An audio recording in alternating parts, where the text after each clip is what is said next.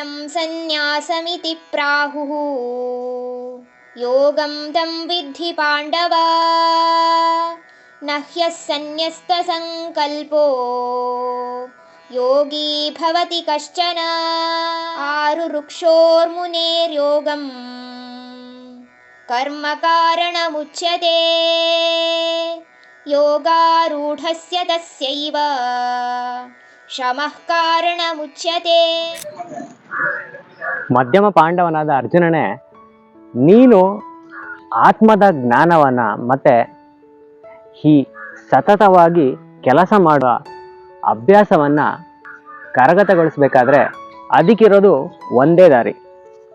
ಅದು ನಿನ್ನ ಎಲ್ಲ ಇಂದ್ರಿಯಗಳ ರಿಲೇಟೆಡ್ ಆಸೆ ಆಕಾಂಕ್ಷೆಗಳೆಲ್ಲ ಇರುತ್ತಲ್ಲ, ಅವುಗಳನ್ನು ಬಿಡಬೇಕು. ಇದರಿಂದ ನೀನು ಆತ್ಮಜ್ಞಾನವನ್ನು ಪಡೆಯೋಕ್ಕಾಗತ್ತೆ, ಮತ್ತು ಸತತವಾಗಿ ಕೆಲಸ ಮಾಡಲು ಆಗತ್ತೆ. ಹಾಗೆ ಅವಾಗಲೇ ನೀನು ಒಂದು ಯೋಗಿ ಅಂತ ಕರೆಸ್ಕೊಳ್ತೀಯ. ಋಷಿ ಮುನಿಗಳು ಯಾವಾಗ ಅವ್ರಿಗೆ ಆತ್ಮ ಸಾಕ್ಷಾತ್ಕಾರವನ್ನು ಪಡಿಬೇಕು ಅಂತ ಅನ್ಸತ್ತೋ ಅವ್ರಿಗೂ ಇರೋದು ಒಂದೇ ದಾರಿ, ಅದು ಈ ಕರ್ಮಯೋಗವನ್ನು ಪಾಲಿಸೋದು. ಅರ್ಜುನ ಒಂದು ಸಾರಿ ಈ ಆತ್ಮ ಸಾಕ್ಷಾತ್ಕಾರವನ್ನು ಪಡೆದ ನಂತರ ಅವರಿಗೆ ಅದೇ ಒಂದು ಮನೆ ಥರ ಆಗ್ಬಿಡತ್ತೆ ಅಂತ ಇಲ್ಲಿ ಭಗವಂತ ಹೇಳಿದ್ದಾರೆ.